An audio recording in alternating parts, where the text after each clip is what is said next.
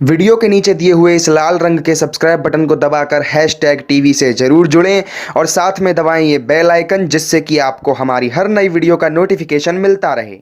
कहते हैं कि महाभारत के इतिहास को जाने बिना भारत का इतिहास भी नहीं जाना जा सकता। महाभारत भारत के पौराणिक इतिहास की धुरी है, लेकिन फिर भी कई लोग महाभारत को एक काल्पनिक ग्रंथ मानकर भारत के उस महान इतिहास को खारिज करने की कोशिश करते हैं।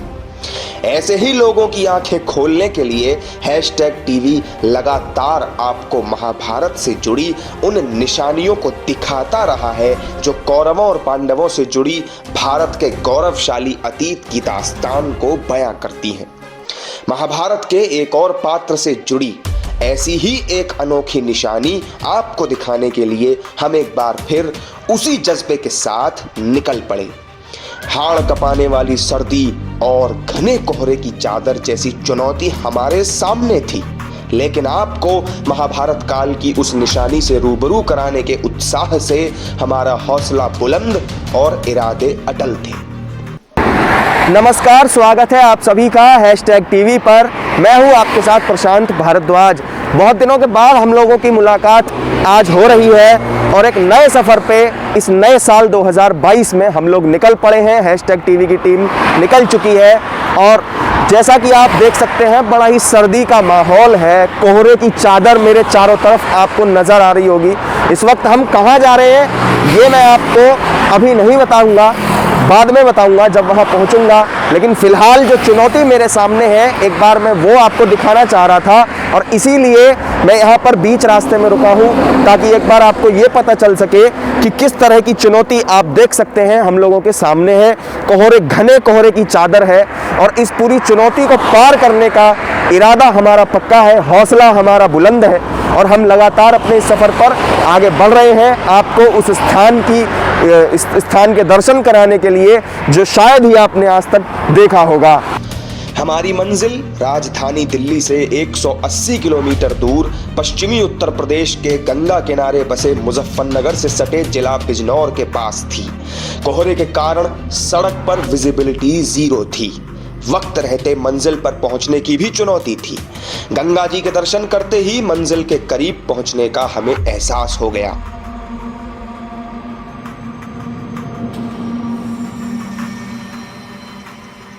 कुछ ही देर बाद हम अपनी मंजिल पर भी पहुंच गए। तो दोस्तों, फाइनली हम अपने डेस्टिनेशन पर पहुंच चुके हैं और मैंने आपसे कहा था कि मैं आपको कहां लेकर जा रहा हूं ये अभी नहीं बताऊंगा, बाद में बताऊंगा। तो मैं अब अपनी उस डेस्टिनेशन पर आ चुका हूं, उस स्थान पर आ चुका हूं जो महाभारत काल से संबंधित है। अब कौन सा स्थान है, कहाँ मैं खड़ा हुआ हूँ, ये सब आपको बताऊंगा, लेकिन इससे पहले एक ज़रूरी मैसेज आपको ये देना चाहता हूँ कि हम लोग अभी जब यहाँ आए हैं, #टीवी की हमारी टीम आई है, तो हम पूरे कोरोना प्रोटोकॉल का पालन करते हुए यहाँ पर आए हैं और अभी भी आप देख रहे हैं मैंने मास्क पहना हुआ है। हालांकि मैं आप लोगों से रूबरू हो रहा हूँ, इसलिए मुझे ये मास्क उतारना पड़ेगा, लेकिन आपसे यही गुजारिश है कि आप जब भी पब्लिक प्लेस में जाएँ या कहीं पर भी जाएँ, घर से बाहर जाएँ, तो मास्क ज़रूर पहन कर रखें और कोरोना नियमों का ध्यान रखें। दुर्योधन के मेवा त्यागे, साग विदुर घर खायो। भगवान कृष्ण से जुड़ा ये पद उनके महान भक्त सूरदास जी ने लिखा था। लेकिन ये पद अगर आपको कहीं पर चरितार्थ होते हुए देखना है, अगर आपको कहीं पर इस पद को मूर्त रूप लेते हुए देखना है या अपनी आँखों से सजीव होते हुए देखना है, तो आप उस स्थान पर आइए जहाँ आज मैं आपको लेकर आया हूँ। महाभारत काल आज से 5000 साल पहले का माना जाता है, लेकिन उससे जुड़ी हुई कई निशानियां आज भी हमें अलग अलग क्षेत्रों में देखने को मिलती हैं, अलग अलग स्थानों में मिलती हैं।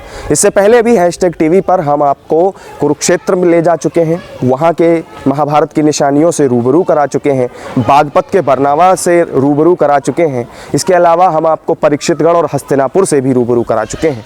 आज जिस स्थान पर मैं आया हूँ, बिजनौर जिले में विदुरकुटी नाम की ये जगह, बताया जाता है, मान्यता ऐसी है कि यही वो स्थान है जहाँ 5000 साल पहले महात्मा विदुर का आश्रम हुआ करता था। महात्मा विदुर किसी परिचय के मोहताज नहीं है, आप सभी उनके से बहुत अच्छे से वाकिफ़ होंगे। आपने महाभारत सीरियल में भी महात्मा विदुर के किरदार में देखा होगा। महात्मा विदुर के किरदार को देखा होगा। ये जो बोर्ड आप मेरे पीछे इस वक्त देख रहे हैं, उत्तर प्रदेश पर्यटन का ये बोर्ड है और अपने आप में बताने के लिए काफ़ी है कि ये स्थान, इसका इतिहास और इस स्थान का महत्व महाभारत से जुड़ा हुआ है। इस बोर्ड पर लिखे हुए एक एक शब्द को आप पढ़िए तो आपको समझ में आता है कि इस स्थान का ऐतिहासिक महत्व कितना ज़्यादा है। यहाँ पर भगवान श्री कृष्ण स्वयं आए थे और महात्मा विदुर जी के घर जा कर के उन्होंने बथुए का साग खाया था। जहाँ से ये पद सूरदास जी लिखते हैं जिस घटना के ऊपर कि दुर्योधन के मेवा त्यागे साग विदुर घर खायो, तो हस्तिनापुर में दुर्योधन के मेवाओं को 56 भोगों को त्याग कर जगत गुरु भगवान श्री कृष्ण यहाँ पर आए और उन्होंने अपने भक्त महात्मा विदुर जी के इसी आश्रम पर आकर के उस साग को ग्रहण किया था। बिजनौर के दारागंज इलाके में बसा विदुर कुटी वही स्थान है जहां पुत्र मोह में फंसे अपने बड़े भाई और हस्तिनापुर के महाराज धृतराष्ट्र की नीतियों और कार्यशैली से नाराज होकर महामंत्री विदुर ने हस्तिनापुर छोड़कर अपनी कुटिया बनाई थी। वे पत्नी समेत यहीं रहा करते थे और यहीं पर उन्होंने भगवान श्री कृष्ण को बथुए का साग भी खिलाया था। विदुर नीति के लिए विख्यात हस्तिनापुर साम्राज्य के महामंत्री विदुर की इस कुटी से महाभारत युद्ध की कड़ियां भी जुड़ती हैं। कौरवों और पांडवों के बीच महाभारत का युद्ध जब हुआ था तो उस वक्त दोनों ही पक्षों के बीच में एक चिंता की वजह थी और वो चिंता की वजह थी कि जब युद्ध होगा तो उस वक्त महिलाओं की सुरक्षा का क्या होगा। जो कुरुकुल की महिलाएं थीं, जो रानियां थीं, राजकुमारियां थीं, महारानियां थीं, उनकी सुरक्षा को लेकर के एक बहुत बड़ी चिंता थी और उस चिंता का निवारण करने के लिए कौरव और पांडव कुल के योद्धाओं ने विदुर जी का सहारा लिया। उन्होंने महात्मा विदुर जी से ये पूछा कि क्या इन जो महिलाएं हैं कुरुकुल की, उनके निवास करने के लिए, उनके रहने के लिए कोई सुरक्षित स्थान हो सकता है जिससे कि युद्ध की कोई आंच, कोई चिंगारी उन महिलाओं तक ना पहुंच सके। तब उसके बाद में विदुर जी ने विकल्प के तौर पर इसी जगह को सुझाया था और यहीं पर कुरुकुल की महिलाएं महाभारत के पूरे युद्ध काल, पूरे जो युद्ध के दौरान में यहाँ पर रही थीं। 18 दिन तक महाभारत का वो युद्ध चला और 18 दिनों तक वो महिलाएं, वो स्त्रियां जो थीं कुरुकुल की, वो सभी यहाँ पर रहीं और यही वजह है कि इस जगह का नाम दारानगर है। दारानगर या दारागंज इस जगह को कहा जाता है और इसी दारा जो शब्द है, मैं आपको बताऊं, दारा शब्द संस्कृत में स्त्रियों के लिए जो इस्तेमाल किए जाने वाले शब्द हैं उनमें से दारा भी एक शब्द होता है। तो दारा का मतलब स्त्रियां होती हैं, इसीलिए इस जगह को दारागंज कहा जाता है। आज विदुर कुटी की जगह एक मंदिर मौजूद है।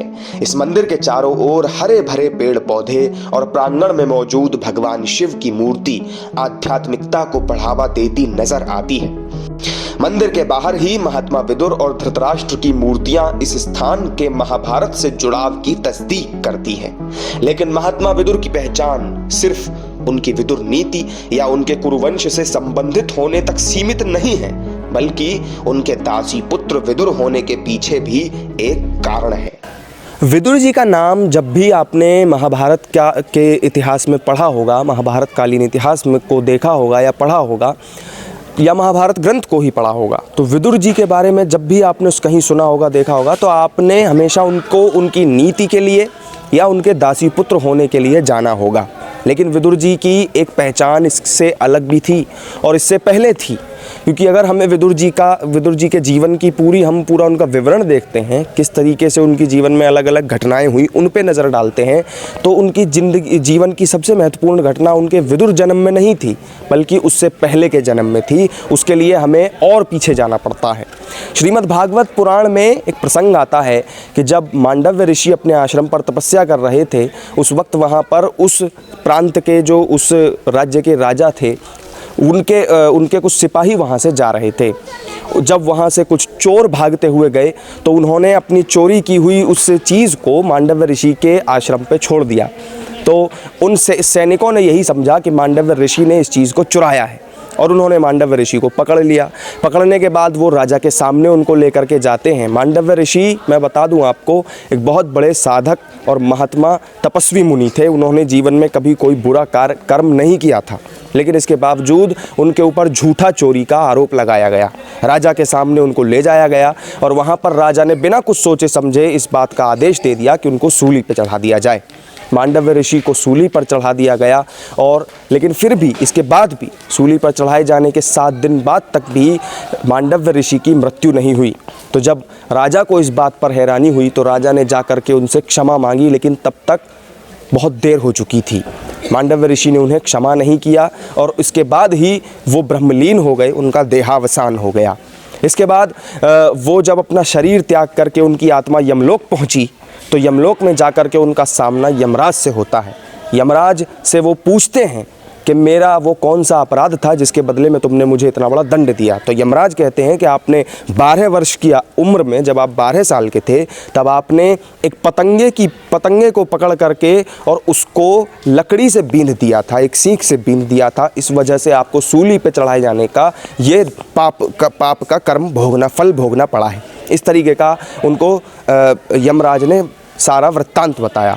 तब इसके बाद मांडव्य ऋषि यमराज से कहते हैं कि जब मैं 12 साल की उम्र का बच्चा था तब मेरे अंदर कोई इतनी समझ नहीं थी, तो इतना बड़ा जघन्य अपराध मैंने नहीं किया। अबोध बच्चा था मैं, और 12 साल का बच्चा एक अबोध बच्चा ही होता है, लेकिन फिर भी तुमने मुझे इतनी बड़ी सज़ा क्यों दी? जाओ तुम एक नीच के व्यक्ति के घर जन्म लो। तो जब इस तरह का श्राप मांडव्य ऋषि ने दिया, वही यमराज द्वापर युग में अगले जन्म में